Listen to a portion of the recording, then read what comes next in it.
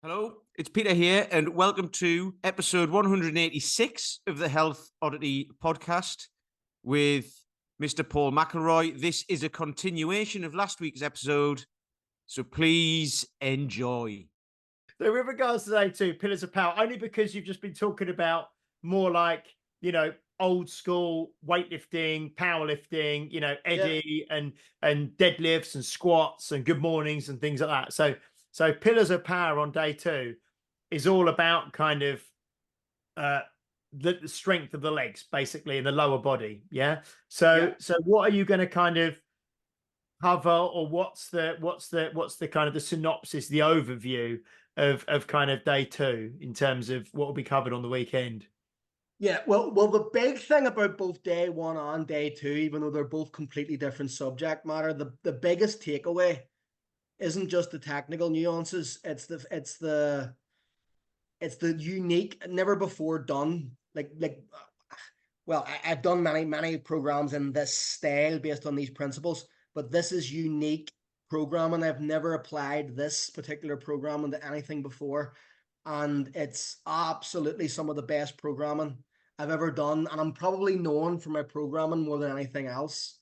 That kind of weird natural proclivity towards applied mathematics, and spotting patterns and things like that, and being able to manipulate patterns in order to create outcomes is the thing that I'm probably most known for. And this is honestly some of the best programming work on both day one and day two that I've ever done. So beyond the technical side of things, you're walking away with literally years worth of comfort zone expansion based programming. That doesn't even make any sense, me just saying it, but it's essentially one program that evolves seamlessly as time goes on, by manipulating the numbers in such a way as to allow that to happen, so that essentially what you end up doing is building a wider and wider and wider base, right? Because if you think about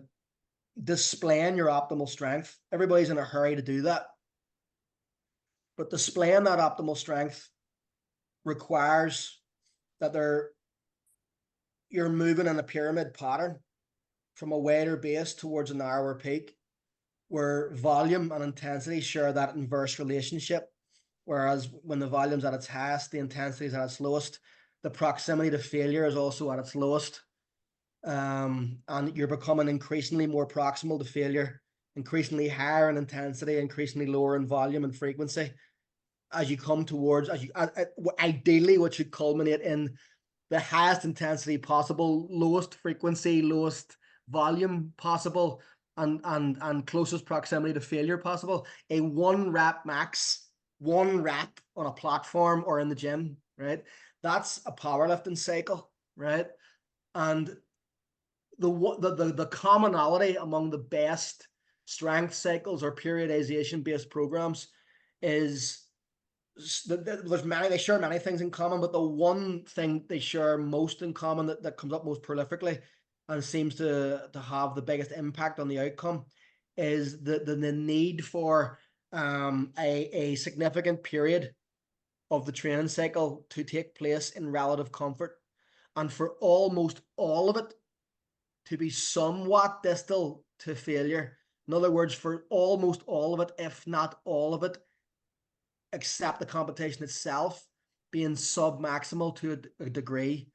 And that degree will vary in direct proportion to the proximity to the peak, right? So what I essentially did with the whole comfort zone expansion methodology is to take that well-known giant shoulder, so to speak, of effective strength training, stand on it and evolve it to what I see personally as the next logical step for perpetuating progress, right? It can be manipulated for fast progress, but it can also be manipulated for perpetual progress, which means progressing over, well, forever, but in reality, as long a period of time as you can humanly, configure, right? And what that centers around is the base. is focusing on the base as opposed to the peak, right? Because the wider you make the base of a pyramid, the higher the peak automatically becomes. Because the peak can't really be it's directly proportional to the width of the base. Otherwise, it starts to become structurally, it becomes something else after a while. It's not a pyramid after a while, and the more narrower that gets, it starts to become a column, so to speak. So if you want the peak to be as high as possible, the very best thing you can do programmatically is to not even care that it even exists and just focus on expanding that base and expanding that base and expanding that base further and further, right?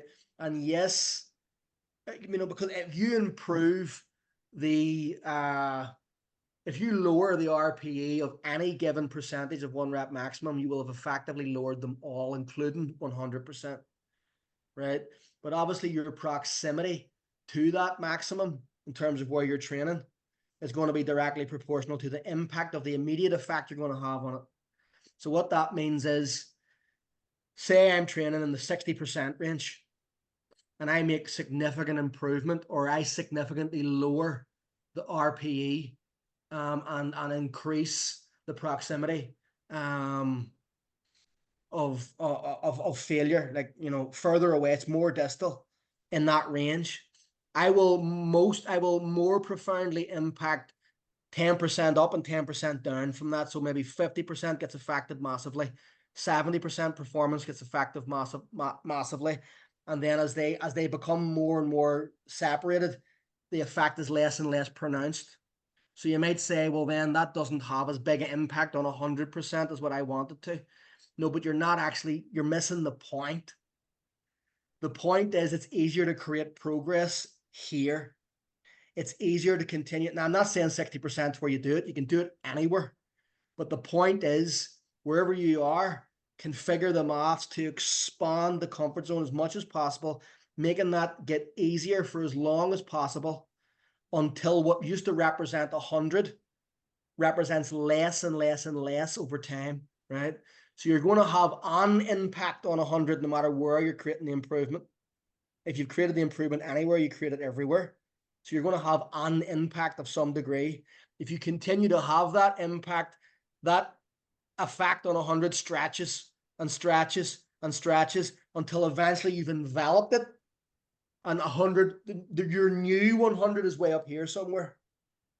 Right. So it's some of the best kind of work I've ever done in that regard for both the press and 2 basic exercises for the legs that are technically nuanced, done in a slightly different way, like variations, a variation of a squat, a variation of a deadlift. And the program is, if I do say so myself, the number play is beautiful. And what it does is it creates really, really actually fast progress for a really long period of time within the loading parameters and volumes that are conducive to muscle growth. I've field tested this Pillars of Power program to the max, and some of those results are going to be coming out towards the end of the year after these workshops are over. And it's just mind-blowing how much people's legs are exploding, not just with muscle but with performance, in terms of vertical jump increase, standing broad jump increase, shaving several hundredths of a second off 40-yard dashes, things like that, as well as just a complete metamorphic change in what way the lower body looks on the whole posterior chain. And there's a kettlebell based, again, just a squat and a hinge, a kettlebell based cardio conditioning / fat loss program to complement it's a lower body focus, but the fat loss is going to be global because that's what it is. That's what fat loss is. However, the muscular focus and the muscular hypertrophy focus from both the kettlebells and the barbell based hypertrophy program is going to be very localized to the lower body and the posterior chain. It's essentially an athletic and aesthetic transformation of the lower body and the posterior chain with a very, very minimalist approach to exercise selection, a very, very minimalist approach to time in the gym and frequency of training. And it's just so simple, but the number play that sits behind that allows this simplicity to work so well for such a long period of time is really what people are paying for in that regard. Hmm. So it's going to be fun.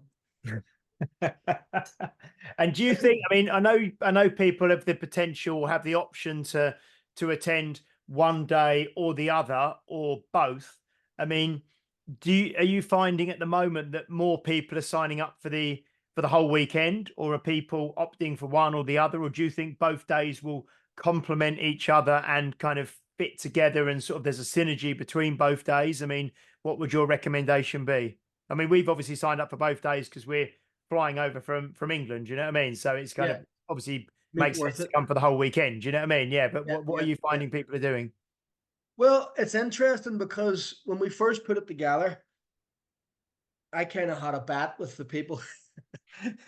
I kind of had a bet with the people who were and who, you know, work for me with the A12 and different things, that it would be a mostly male attendance in day one and a mostly female attendance in day two, simply because of the very, very stark, observable, consistently observable differences in, you know, what the two genders of the average gym goer tend to select predominantly when you see it in gyms.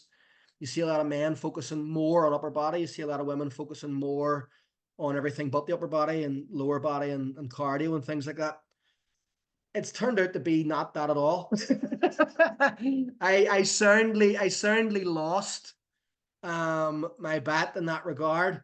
It is everybody going to both days. It's almost nobody going to one day.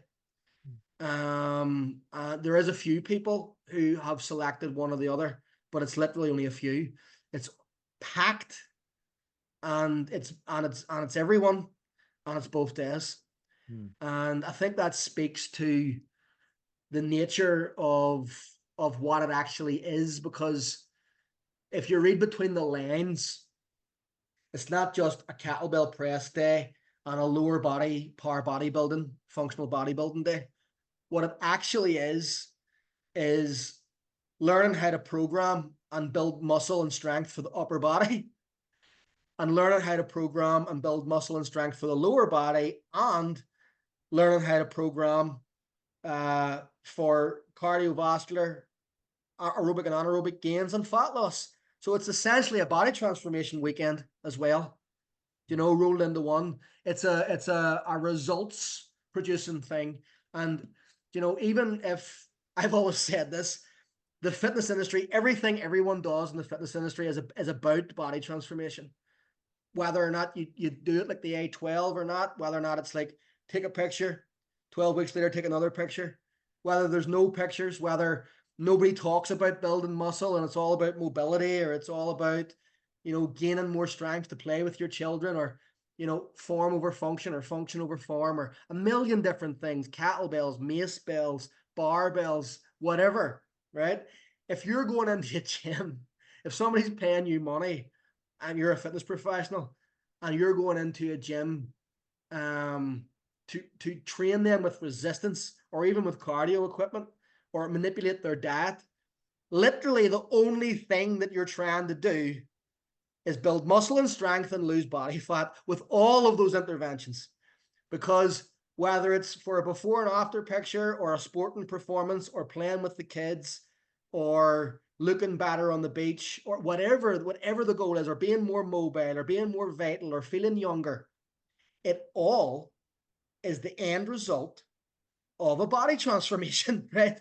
Because when you build muscle and lose fat and get stronger and become fitter, you have transformed yourself, right? So if you're doing that no matter what you're doing in the gym. So you may as well cut out the middleman and actually call it what it is. And this, although it's not the A12 and it's actually not related in any way programmatically or exercise selection or anything to the A12, it is a body transformation kind of weekend in a way. You're learning how to become athletically transformed in a few different exercises that stretches over the course of the whole body.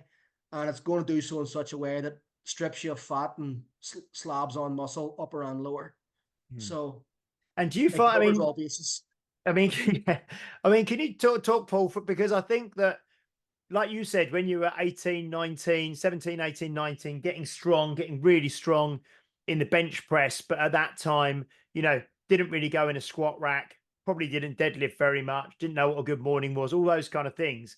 And men tend to try to build the upper body purely through upper. It's the old, skip leg day type thing, isn't it? And the chicken legs and things. But when you actually do the squats and the deadlifts, there's that kind of, the hormonal cascade, whatever you want to call it, the kind of the whole body hormonal release that by Tom Platz and all those guys, when you're squatting heavy, you're building you're going to give yourself more potential to build the upper body and build strength over your whole body as well. So is that kind of on the the Sunday, the pillars of power? It's the old, you can't fire a cannon from a canoe, all that sort of stuff. I mean, you need that, you 100%. need those strong legs, don't you? So that's kind of buying into everything, isn't it? Oh, 100%, 100%. And there's some very sound reasons why the squat is probably, why the deadlift is arguably the best strength builder, but by a narrow margin versus the squat. But why the squat is probably the overall best exercise for the people who can do it optimally, for both strength and particularly for muscle. And while it is probably undoubtedly the number one muscle building exercise that you can do with a barbell for most people of normal functionality, let's say, it allows for an unprecedented, there's a number of reasons, right? Obviously you're using some of the biggest muscle groups in the body, right? So the implications of that is you're going to be able to use heavier weight. The implications of that is, relatively speaking, the same level of muscle stimulus for the musculature involved in the squat. I'm pulling this out of thin air, but let's say we create, and it doesn't work this way, but just for people to understand, let's say we create a 30% stimulus in the chest, of what the total potential for stimulus is for this individual. Doesn't exactly work this way, but just to make it simple. And then we do the same thing, but for the musculature involved in the squat. Well, there's so many muscles there for a start, and they're all so big compared to the pecs alone. Let's say we created that 30% with like flies or something like that, that's as isolatory as you can be in the real world. Not only is there going to be a greater gross muscle stimulus and hormonal reaction to that, but there's also going to be a greater relative reaction as well. And one of the reasons for that is the unprecedented amount of structural support and therefore interset rest that is available on the barbell back squat versus basically anything else, right? What I'm talking about is it's the barbell is resting across your entire skeleton, save the cervical spine and the cranium, right? Which would be odd. But it's resting right across your upper back, which then places it as close as can be reasonably expected to your center of gravity, and also stacks it over virtually every bone in your body, which is in perfect or near perfect alignment with which to support it. And in between reps, what this allows is for the quadriceps to relax once the knees are locked and the torso is as straight as you can reasonably put it. So in between each rep, your body essentially turns into an organic power rack, and allows a degree of muscular recovery to happen in between those reps, which therefore propagates the ability to do a higher volume in any one set with any given percentage of one rep max, except obviously 100%, right? So every percentage that's sub 100% on the back squat, with the correct technique, you're going to be able to do a significantly higher volume in any one set relative to that percentage of max than what you would be on a bench press or virtually any other exercise, because the structural support allows the prime movers to recover to a certain degree in between sets. Now, obviously, you're accumulating discomfort, you're accumulating pressure on the upper back. The postural muscles are starting to fatigue more because they asymmetrically have to hold everything in place. Cardiovascular, you're starting to run out of energy. Your muscles are starting to get starved of oxygen. it's very, very painful. So psychologically and emotionally, you're being crushed, right? But the limit of this is very much like the guy who you were talking about earlier, who ran 105 Ironman back to back.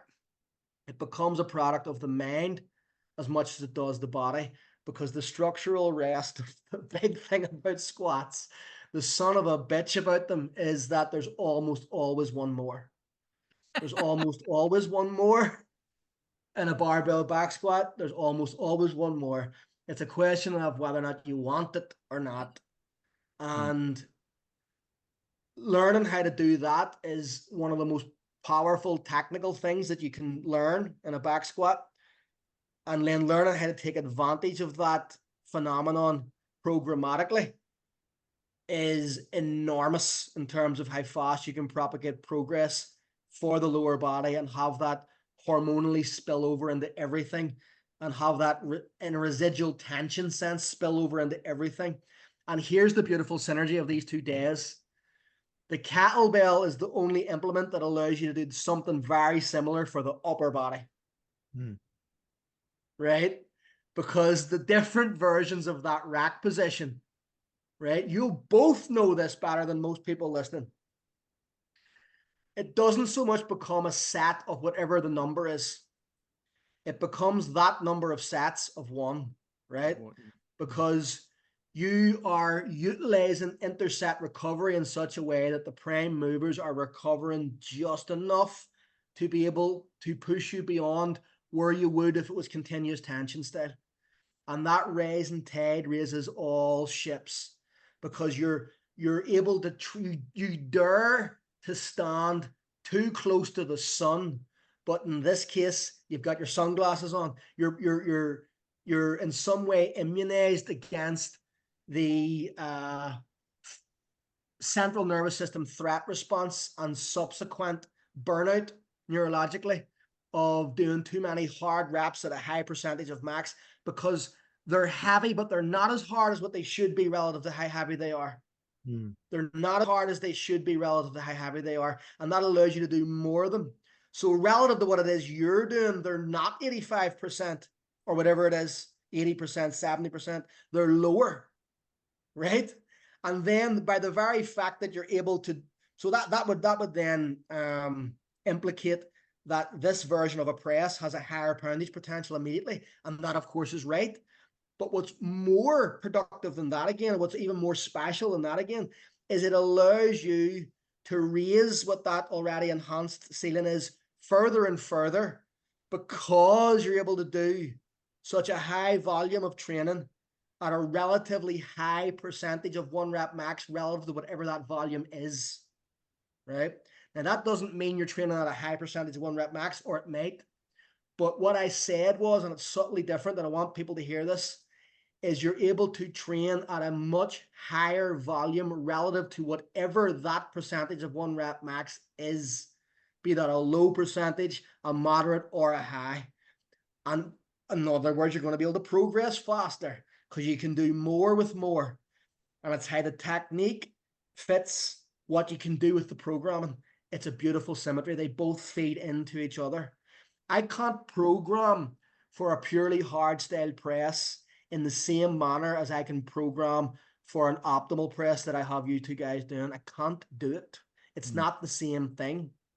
But in creating this faster progress with heavier weights in the press that I teach, it'll push every other ship, including that hard style press, including that GS press, including every shade of gray in between those 2 continuums, or on that continuum between those 2 polar extremes, up faster. It's really interesting what you say, because I mean, I'm a considerable way behind Pete on the pressing, but the way you sort of program, That's because your beard isn't long enough, mate. But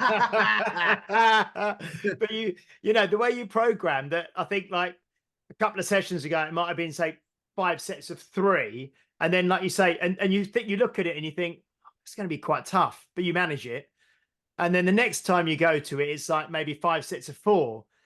And you can do it. You know, it doesn't seem that, I suppose, the RPE of the set, adding that extra 1, your mind almost just switches, doesn't it? Because you think, if you're doing 3, you expect the last one to be hard.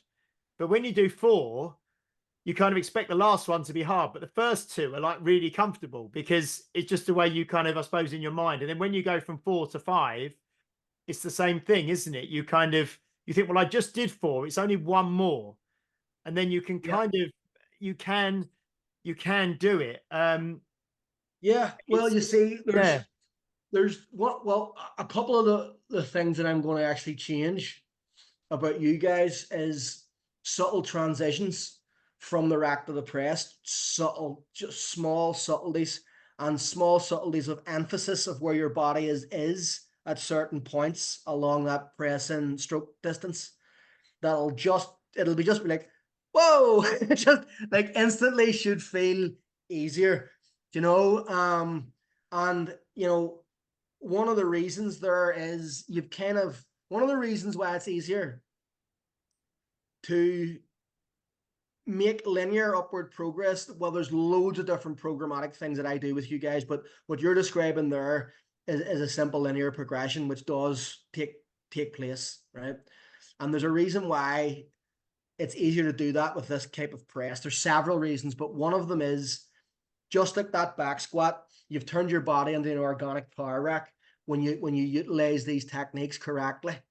So it's harder to add in a continuous tension environment.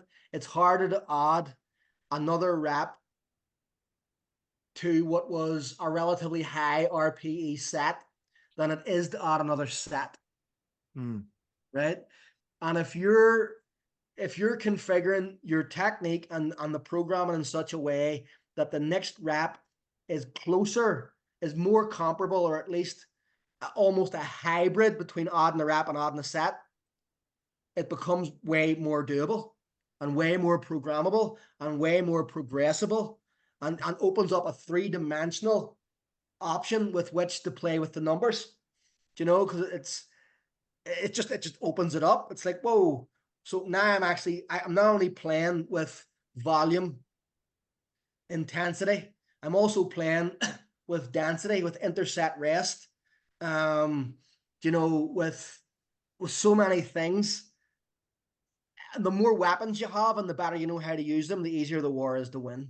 You know?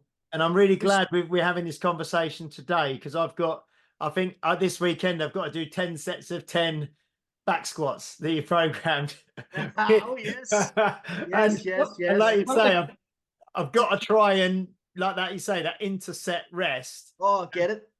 But the only problem is the videos, if they're over a minute, I can't send them to you. So I'm going to have to chop it in half. But I have the first 5 reps and the second 5 reps. But yeah, it's because you can, you like say 2, 3, 4 big breaths, big breath in at the top, brace, and do it. Well, well, the old Randall J. Strausson super squats, the famous 20 rep squat routine that added like tons of muscle to people, which also came hand in hand with drinking a gallon of milk a day, I believe. Which is going to add muscle no matter what you're doing, and body weight anyway as well. But one of the things that it stipulated, which was so like, oh, what are you talking about, is take your 10 rep max and do 20 with it, right? Now, when I first read that, I was like, oh, you're insane. You know, like, what are you talking about? Doesn't make any sense. Why don't I take these wings that I don't have and fly out the window? You know, it's like, it doesn't make any sense. So how many weeks later? No, just tomorrow. No, you see, it doesn't work that way. You don't do 10 reps one day and then 20 the next. But of course, I was missing the nuance. That book's 30 years old. I was missing the nuance that it was basing your 10 rep max off a continuous tension squat 10 rep max that would have been common in bodybuilding circles that you see Ronnie Coleman and stuff doing, where it's like the knees don't fully lock out. He's going below parallel. He's going more than 3/4 of the way up, but he doesn't lock the knees out. He comes back down. It's like pistons, boom, boom, boom, boom. Fatigue and big muscle groups, ironically, will probably build up faster in a squat like that than it would in a bench press, right? Because you're just gassing it, it's coming out your ears, right? And so, so you're going to have a 10 rep max there, There's going to be a rep where you can't get 11 and it's very dangerous. So you just lock your legs out though. Don't panic. Take in more breaths. Lock your knees out. Let your quadriceps relax, right? Let all those fatigue metabolites, all the inorganic phosphate ions and the hydrogen ions all dissipate. Let the ATP resynthesize, right? Let it all happen somewhat to enough of a degree to take a big breath, repressurize intra-abdominal pressure, bend your knees and go back down. And you'll find you'll come up. And the RPE will actually be lower than your 10th rep was. Not as low as your first, but low enough to do another and another and another. And like that, now that's a baptism of fire. I don't recommend that programmatically, but it makes a very powerful point that if it's possible to gain interset rest, you can transform an exercise from being very productive to being almost God mode productive, right? And until now, there hasn't really been an option to do that with the upper body, but we're going to explore it in this day 1 and again day 2 for the lower body, but a much lesser known way to do it for the upper body in day 1. And you know, there's mastering the hard style rack, there's mastering the GS rack, and then there is realizing what they both are missing. Same for the technique of the actual press itself, and inserting that in there, because there's lots of different rack positions that are more appropriate depending on the set, depending on the relative load, and depending at what point in the set you're at as well. You know, there should be transitions between these. It's going to be very interesting. This is making so much sense. So what you've just been saying there all the way through, what I wanted to say was you mentioned about Sean, who we had on last week doing the, like, you know, the 105 and all that. And we asked him about that and we said, is it more mental or more physical? He said it's 100% mental and 100% physical. He basically just said, it wasn't even him who said that. It was someone, it was another endurance athlete who he nicked it off, but I can't remember who it was. But that makes sense here because, so hard style, I'd say, and I'm not picking on a style or anything. I'm just saying you get muscle fatigue quicker, which is when people try and then go faster to complete the set, and then you just gas out, right? Or you muscle fatigue, and then you just can't go anymore, which is what used to happen to me. So I just try and get them done as fast as possible. But now that it's heavier, but in a more kind of interset rest, I end up, I can do the first few reps and they feel great, but then the rack position changes slightly because I'm like, right, I need to relax more. This is exactly what you've just been saying, and it's brilliant. I relax more. And then it gets to a point when actually I can wait like 10 seconds and then it'll go again. But then it gets to a point when I'm like, right, I can't do it after 10 seconds now. So I'll wait like 15 or 20. And then I'm like, do you know what? I might get one more. It's not I don't get muscle fatigue first. I gas out first, if that makes sense. So actually I could do, if I could just like rest my heart, I'd be able to, like, my muscles can go for longer, and I've been eating more as well as a result because everything's got heavier. So it's like, yes, all making sense. Well, there's small. I've noticed that with you. I'm going into coach mode here now. Even though this is like a public podcast, but there's subtle things I'm going to change about your rack that'll make an enormous difference. And you know, it's very, very hard to convey it verbally. You have to kind of feel it, and to have real-time feedback of you telling me this feels like that feels like this. It's almost impossible to do via voicemails and this and that. It's like I almost need to see it as well, because sometimes your perception of it, because you've no experience of the new thing, might not be right. So I need to see in real time where you're at with it. But subtle changes and subtle shifts and subtle evolutions as a set goes on. Things that I learned when I was doing very high rep sets with what could be perceived as very heavy weights. Like, I don't know, 40 reps with the 40 kilos with one arm. As you'll notice, that wasn't a 40 rep max. I just stopped at 40 for the aesthetic of it. I don't actually know how far I could have went. All I can actually tell you is that the 40th rep didn't feel significantly harder than the first. So I don't know. I could, to this day, I could still be pressing it. Imagine that. Intravenously set up with big tubes. That would be brilliant. It's like, oh, we've got Paul back on the podcast after 2.5 years. Hellboy. Arm out here somewhere. You know, but no, it's the thing about hard style is there's a lot of benefits to continuous tension pressing in that manner. And there's also benefits to the way GS does it. And the way I do it is not simply a hybridization of the two. It's a hybridization of the two where it makes sense to hybridize. And then it's an additive of things that neither do. That I believe have been battle tested to be required. So another way to look at it is there's a couple of ways to get the hybridization of hard style and GS style right, but there's 100 ways to get it wrong. It's like baking a cake, right? We could have, all three of us could have the exact same ingredients, right? But if we don't add the right amounts at the right time, we end up with 3 different cakes that taste 3 different ways, right? And, you know, if you're baking cakes for 30 years and you only have these 2 ingredients that you realize produce the best result when added in certain ratios, at some point you start experimenting yourself with other ingredients to see does it improve the taste further. And that's what I've done with this press. Does that make any sense? It's getting the right ratio of hard style to GS in the right places, right?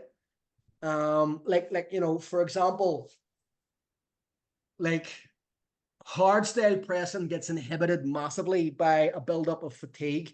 You can program in a way that becomes advantageous, because I can, you know, there's advantages to continuous tension, fatigue metabolite buildups for like hypertrophy. And when you're so efficient in a GS rack and you're sitting like the way you would for a jerk, right? It's gonna reduce the amount of weight that you can lift, because the positioning of your forearm, like think about a barbell jerk for a second. Think about an Olympic barbell jerk for a second when you're in a front rack or a front squat rack position, right? It's in that position to deliberately inhibit the ability of the triceps and the deltoids to lift that weight, to keep the lifter honest and to reduce in many ways the beginner tendency to drive with the triceps and the deltoids in the jerk, right? What almost all of the upward force in the jerk should be coming from is a drive from the lower body, right? And what the arms in that position are massively inhibited in terms of their upward force, but they're in the perfect position to quickly throw yourself under and receive a barbell on the sack and dip, right? Or the split, which is exactly what you want the arms to do. Now, don't get me wrong, Olympic weightlifters still require incredible strict press strength just because of the insanely exaggerated loads that optimal jerk technique is going to put overhead for them. And they still need to stabilize that there with their deltoids and their triceps. They also need near perfect T-spine and shoulder mobility to be able to stack that correctly. Otherwise, it could end up being very ugly and very quickly. But in terms of the actual execution of their sport-specific exercise, the body needs to configure in a way that makes the prime movers do their job best and have the secondary team position to do what they have to do. It's very, very similar with kettlebell jerks versus kettlebell presses, right? So a lot of hard style pressers are losing out big time because they're doing things in a manner that's reducing poundage potential relative to what the exercise is. It's not a jerk. It's not a long cycle clean and jerk. It's a press, right? Especially if we're talking about heavy presses. but there's things on the fatigue end of the table that hardstyle's missing out on massively as well. And it's very, very interesting tying these two things together in a way that makes it optimal. Just what you just said probably there, very, just very interesting for people. just made me think the advice you gave me the other week on the log, and the way you just had your arms there, and you sent me a video to watch, and the way you said there about having, so they talk about getting the handles of the log are kind of vertical, and you're here, and then you dip and you go up, and it's literally, and like you say, you're not actually in an advantageous position to press from there, but it does kind of go up and then lock. And I did it a couple of days ago, and I watched the video back that I sent you, and these handles are kind of vertical, and looks really awkward here, but like you say, you're saving the triceps are pretty much shut off in that position, and you're not using any muscular tension to hold it there, and then you're just dipping and driving, aren't you? So it all everything should be optimized relative to what the actual thing is you're doing, and the problem is when you're trying to apply apples to oranges, the same principles, it goes askew. But it's not to say that there's nothing to learn from this side, from that side, and knowing where to put it together. But if you connect the wrong hardstyle techniques to the wrong GS ones, and if you connect even the right ones in the wrong ratios, you're going to end up with a suboptimal result that might actually be worse than either. And then you get the wrong idea of, the man who chases two hares catches neither. I'm not doing that anymore. Yes, that's true. But the difference here is you're not chasing two hares. You're creating your own one, who's the fastest hare in the West. Do you know what I mean? So that famous saying. Whoever that is. Captain Bucky O'Hare. I'll tell you what. I've sent you a few things on this over the time, but it was just quite funny. I put a video up once. It might have been on TikTok or so. I don't even use TikTok anymore. But anyway, I might have posted it on there, and someone commented on it saying like that weight is way too heavy for you. It reminds me, actually, you had a YouTube video ages ago. Yeah, I'm lifting it. You had a YouTube video ages ago where you put like 70 kilos above your head or something, and you did it twice. And someone said that weight's too heavy for you, and you were like, "Well, it's not, because it's look." But someone said that to me, and I was like, "Well, they said it's too heavy for you for the exercise you do, and you're not using your shoulder properly and all that." And I was like, "I'm not meant to be. I'm using my body to lift the exercise I'm doing." Yeah, I was like, "I'm using it. It's an exercise. No, I'm not trying to build anything and all that. I'm trying to build strength." And then they said, "Oh, fair play to you. I couldn't even press that once." And I'm like, "Shut up." It was hilarious. Yeah. Here's something that I learned a long, long time ago that's blatantly obvious that I'm sure you already know. The vast majority of people, the internet's a big place. It's potentially the whole world, and the vast majority of people, to varying degrees, either know or don't know what they're looking at, right? And then we all shine everything that we see, especially if it's new, through the bias of whatever our particular dogma is, right? And that stems to, it's the way we're designed to actually function as a species. It's natural. We all do it, right? It has its roots, very, very deeply rooted in our ability to survive, to, group together with people who we have things in common with, and to have our tribe, and our tribe versus your tribe, our clan versus your clan, to talk about it in a Celtic terminology. And, down to the tiniest things, people will argue over the tiniest things, let alone something that seems almost sacrilegious to them, because you're getting so much better so fast. And it is similar. It's so similar to what it is that they do that they almost have to find the differences in order to point at it and go, well, that's different. It's like, I know, but guess what? The rising tide raises all ships. I've become so much better at this style of pressing that I'm way better at any style of pressing than I ever was before. no matter what way I want to do it, doubles, singles, this way, that way, bottoms up, I will beat my personal records right across the board. When's the last time your max improved? And by how much was it? Most people don't get better. That's the elephant in the room. Most people train for years and spin their wheels. Yep. And maybe make modest progress over the course of 10 years. And it's not acceptable. You know, it's not acceptable relative to the potential that each one of us has. I'm of the frame of mind that almost every man, even smaller men, have the genetic ability to press the 48 kilo base kettlebell. They've got it. I wouldn't disagree with that, because when you said, do you want to go for the beast tamer? I was like, what? What? No chance. I'm an old man and all that sort of stuff. But because I think it's funny because you see, like you're right. You're right. And I see you post it when you're asking people for like to train online and stuff like that. And you say, when was the last time your max increased?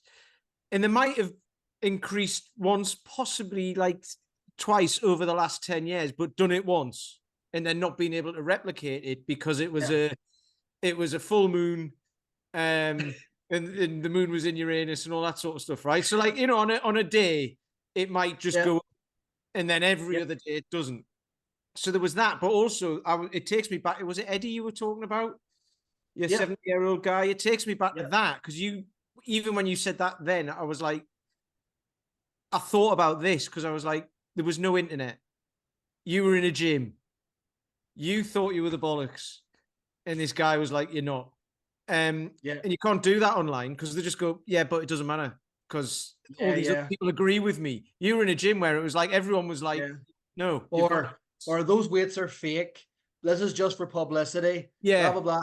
I knew everything was real because I could walk up and touch it. And go, oh, that was 160 kilos, and he really is 70. Do you know? You know, it's like, the internet's a strange place. You have to take it with a pinch of salt. I was going to say, Paul, really, do you think there's a weight you mentioned there that all, you know, or the vast majority of men with the right training for long enough, you know, would be able to press the 48? In terms of like women who are listening, pressing, would that equate to, like, obviously you do the beast tamer is 48, the Iron Maiden is 24.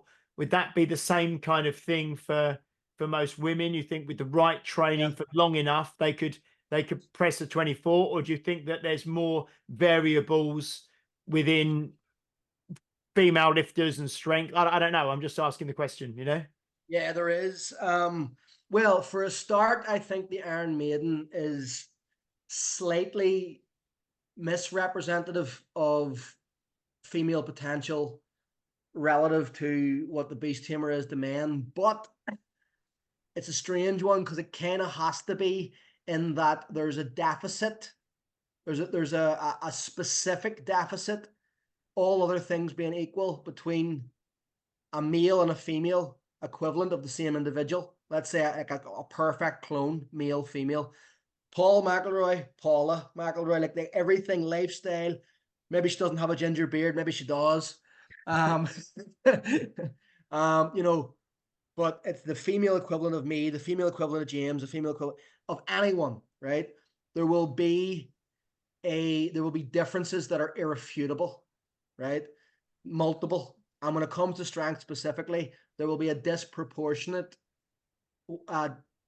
distribution of strength between the lower and upper body, right? So the 24 kilo pistol is much easier for an athletic woman to achieve than a 48 kilo pistol is for a man. And I think the 48 in general is probably still a bit more difficult, relatively speaking, for men than the 24 is for the woman, right across the three. But there is a relative, all other things being equal, there's a relative difference in the upper body, right? So if you made it a 32, which would probably be closer, there would be much less women because of the upper body requirements, right? But I do believe that a 24 kilo press, if we're talking about that specifically, is something that almost any, you can't say any, I really want to say any, but it's impossible to say that.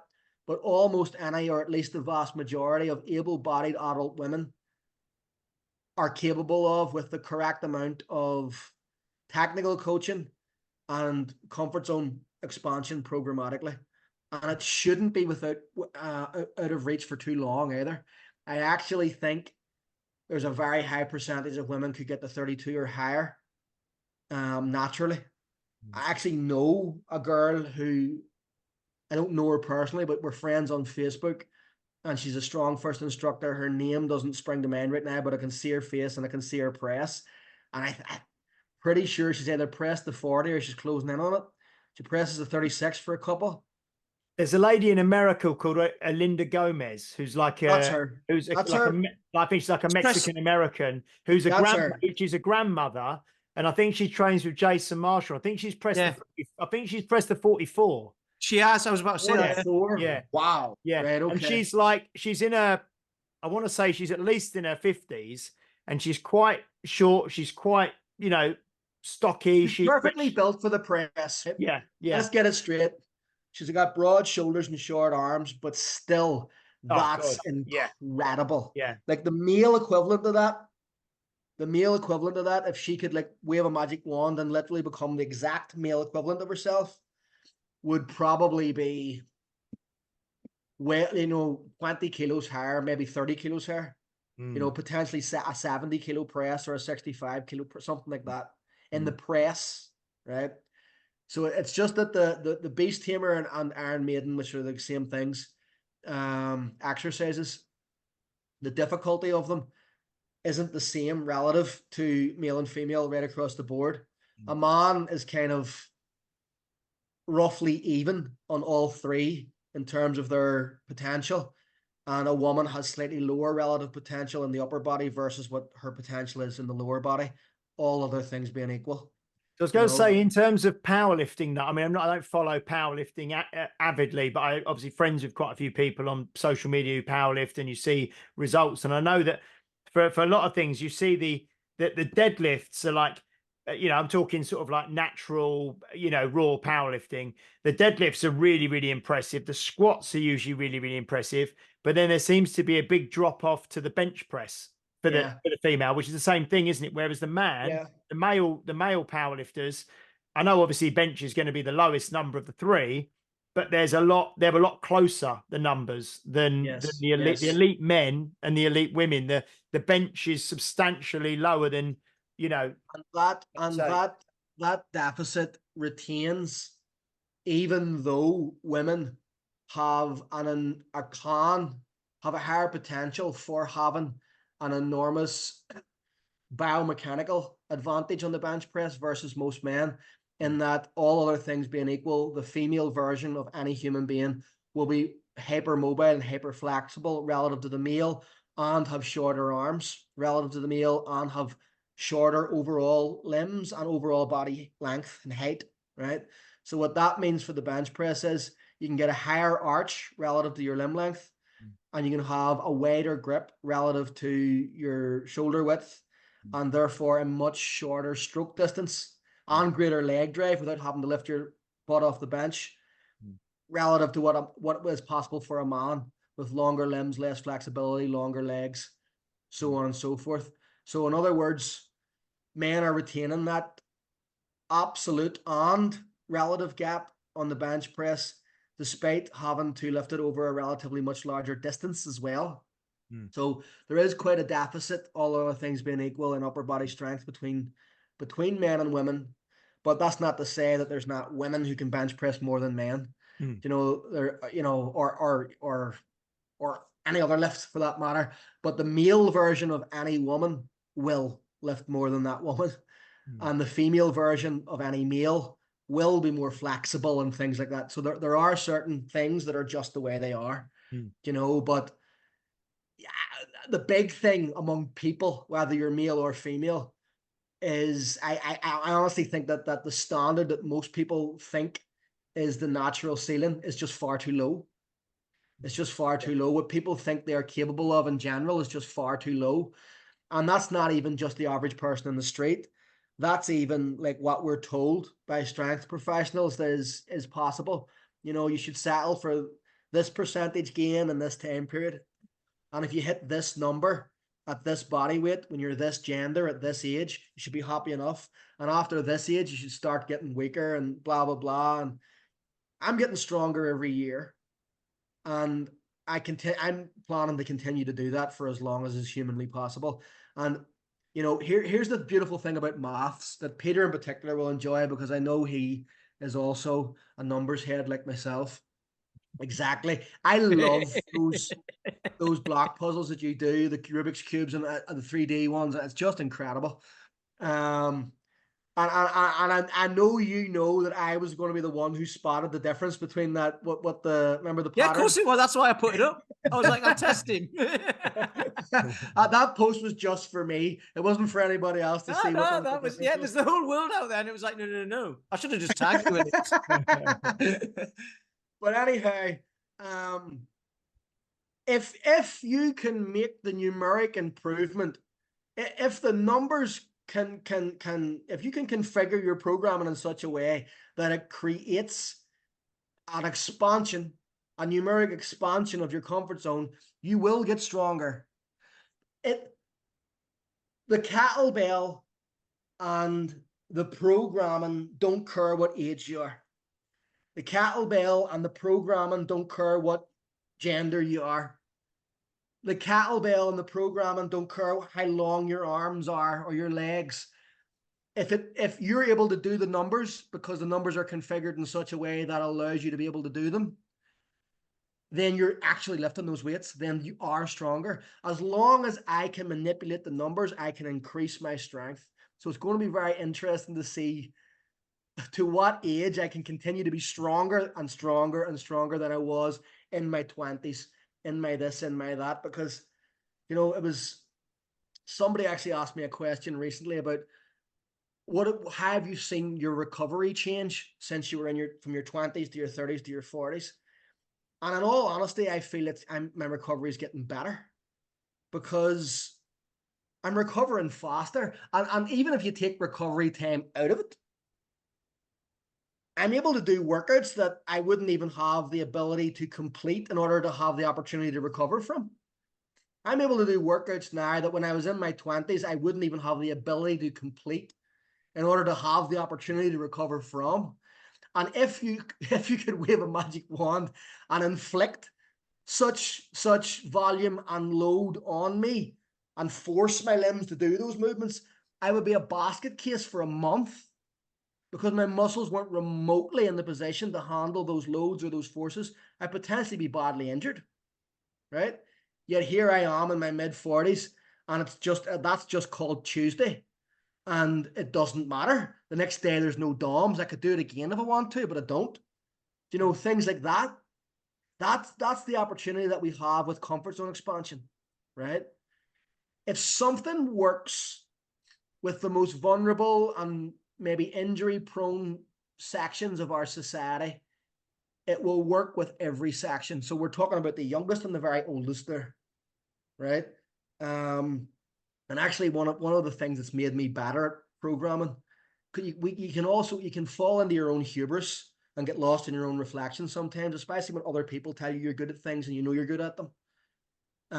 But teaching my children about strength and programming for them to get stronger not only humbled me, it didn't show me what I was good at, it showed me where I wasn't good as a coach, to be honest, in terms of patience, in terms of being able to communicate things to a sub-adult intellect, being able to communicate things in a way that made sense, being able to communicate fatigue and effort in a way that made it doable with an individual who had sub-adult levels of tolerance to such things, and being able to present a comfort zone in a way that is beyond comfortable in such a manner that I wouldn't even have thought of using with an adult.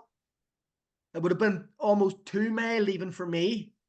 And then seeing the power of that low frequency, low volume low RPE work and what way the math needs to look to increase that in such a way that the weight continues to get heavier, but the RPE doesn't go up in a proportionate sense and remains so distal to maximum that children will do it on a consistent basis and improve from it. If you extrapolate that out to elderly people, it still works with technical adjustments for whatever restrictions there are with the individual, or with whatever restriction there aren't. When you talk about somebody like Eddie, who was elderly but had perfect mobility and movement, you know what I'm saying? All us in the middle have no right to be anything less than getting stronger all the time, because, you know, regardless of your proximity to your prime, I honestly think that prime is relative to how hard you're trying. It's like when a human being doesn't try to improve, your body tries to improve for you up to a certain age, and then it gives up. You know, because you're maybe not doing enough things in modern life to constitute, you know, an upward trajectory of testosterone and, you know, an upward trajectory of ability to be able to recover from things. But if you place yourself in a programmatic environment on a consistent basis, which gives you an excuse and gives your body a reason to continually improve, you will do so. You will do so regardless of how many winters you've seen. Do you know? In fact, almost because of them. Sorry, James. Almost because of them. Because it takes because I've had 30 years worth of opportunity to get stronger. My children are going to have longer than that, because they're starting out younger than me and are being trained far better than I was. I mean, you could chalk up the first 10 years of at least the first 5 or 6 years of my training life to, you know, trial and error and, you know, learning things from magazines and questionable sources, you know. So it's like, you've got, the more time you have to get strong, the stronger you can get. It's not about getting older and trying to not get worse. I'm just writing that down. Sorry. That's all right. I've got the potential to take this podcast for another hour here. Sorry. That's always happens with me. You know, you were talking about no, just because I think we'll get to, I think James was wanting to wrap up there a minute ago. But Yeah, what I was going to say, right? We're talking about. This is like the Columbo of podcasts. You know, just one more thing, Lieutenant. One more thing. But we're talking about you take your average woman, get them to press a 24 or whatever. Your average bloke, take that woman and turn them into a man, the male equivalent, and then it goes up there. Now I know you like gorillas. How does that work in the gorilla world? Are they more evenly matched? No, slightly. Like if you well, here's something very interesting. I knew this would get him started. The more archaic the human ancestor, well, apart from a few examples like Australopithecus, where there is very, very stark sexual dimorphism, meaning that there's an enormous size difference between the male and the female of the species. You see that in other animals, but you don't see it as much in hominids. We do have sexual dimorphism. It's particularly prevalent in the silverback gorilla versus female gorillas. There's an enormous difference in strength between a silverback, probably bigger than the average human male versus a human female. Certainly, the female male equivalent of each other anyway. But in most archaic hominids, and even in Homo sapien, the further back in time you go, the hormone levels of women in terms of and we can tell this by morphology of the skeleton and the effect that androgen has on skeletal proportions. For example, on the hand, right? If the index finger is shorter than the ring finger, it's indicative of being exposed to a lot of fetal testosterone around the 14th week of gestation. right? And it can be prevalent in men and women, right? It can be prevalent in men and women. And in most women, you'll see that the fingers are either perfectly even or that the index finger is actually longer than the ring finger in many cases, right? But with men, there's usually a slight discrepancy, with the ring finger usually being either even or a bit longer than the index finger, right? And then there's also differences on both hands, right? Some people have a different ratio on their right to left, and this has been shown to correlate with a myriad of very, very interesting things in terms of brain function, in terms of, not in terms of IQ, but in terms of intellectual interest, either being more creative or more STEM field related, either being, certain things, and being able to play musical instruments, the type of instruments, things like that. Risk taking, all the androgen, testosterone related stuff, athletic performance included, right? And when we go back in time, different structures of the skeleton, and the forehead slants slightly backward, or a predominance of a brow ridge, the width of the face to length of the face ratio. There's certain bone densities and things like that. In other words, the further you go back in time, the smaller the relative, there's a relative shrinkage of the anabolic gap between men and women. That's interesting. It is. And it even seems to get smaller and smaller in pre-Homo sapien hominids, apart from certain ones where there's sexual dimorphism, like Australopithecus, like very notable sexual dimorphism. So that's interesting. But with gorillas, it's particularly pronounced, particularly with the silverback. Like when you've got beta males and things like that, there's not an enormous difference in physical strength between the gorilla females and a beta male. But an alpha, like the leg of a silverback, there's an enormous difference in size and strength. It's great. I could listen to you talk about gorillas all day. That was Peter's fault. Don't blame me. That other one, there was a post, we'll not talk about it, but that post you put up about when people say gorillas are vegetarian. I thought that was hilarious because it's like, they synthesize it all differently. Just leave it at that. Yeah. Birds can fly as well. There's loads of things we can't do. Yeah.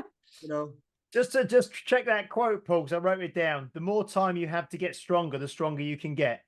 Yes. Perfect.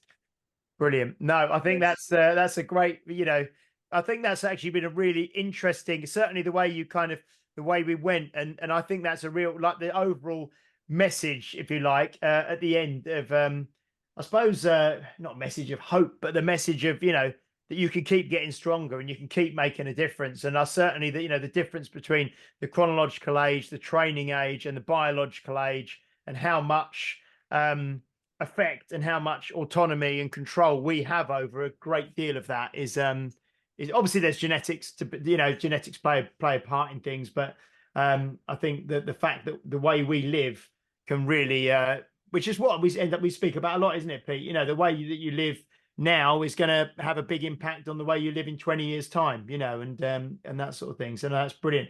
Well, that'll definitely, before we came on, Paul, we said we might end up splitting this into 2 parts again. If we have something. I split it into 3. I think we nearly went into Dan 3. John are both have a habit of being quite long-winded. It must be the Irish in us. Storytellers. That's brilliant. I was going to actually say, because Dan John obviously has got his Mass Made Simple program, which I think culminates in 50 reps set with body weight, doesn't it? And I think the quote he says as well, or he said, I've heard him say as well. Squats, is it?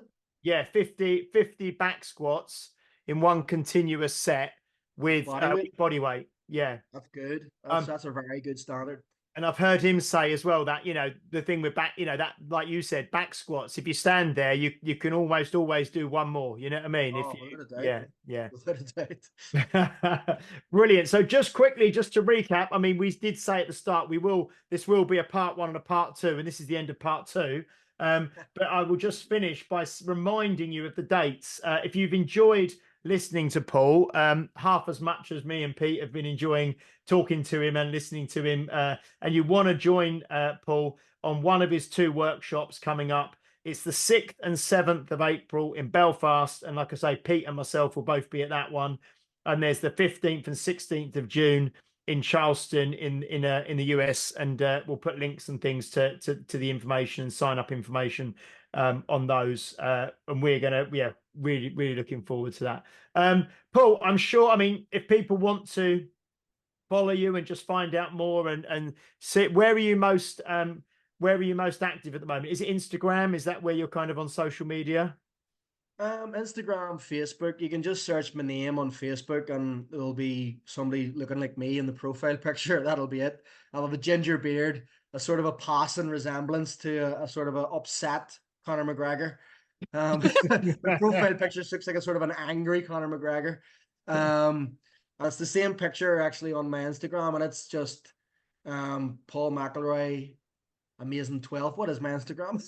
Yeah, I think it's Paul Mcllroy Amazing 12. There might be an underscore somewhere, but if people tap in your name, you'll come up.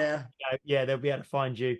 No, that's absolutely brilliant. Once again, so we will speak to we will see you in person, Paul, in about 4 weeks. I think it is 4 or 5 weeks.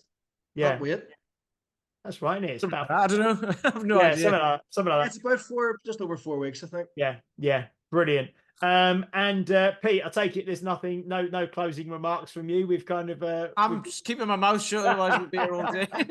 Set me off on another tangent. Brilliant. So guys, just a reminder, please do review us, guys, because we are wanting to give away some Health Oddity merchandise for you. And we will, when we get the reviews coming in, we're going to go through them and we'll read them out on live on the podcast, and then we'll send out some merch to some of you. So give us reviews. Please do share, like, subscribe. Like I say, leave a review if you're watching or listening on a platform that allows you to do so. And if you would like to join Paul Mcllroy in Belfast or in Charleston in the USA, you'll find the links to click on for more information and to sign up. Paul, thank you so much, mate. It's been an absolute pleasure as always. Thank you for having me. Thank you. Brilliant. Okay, guys, we'll see you next week. Well, this is going to be episode 185 and 186. So we'll see you next time for 187. And we'll see you then. Take care, guys. Bye-bye.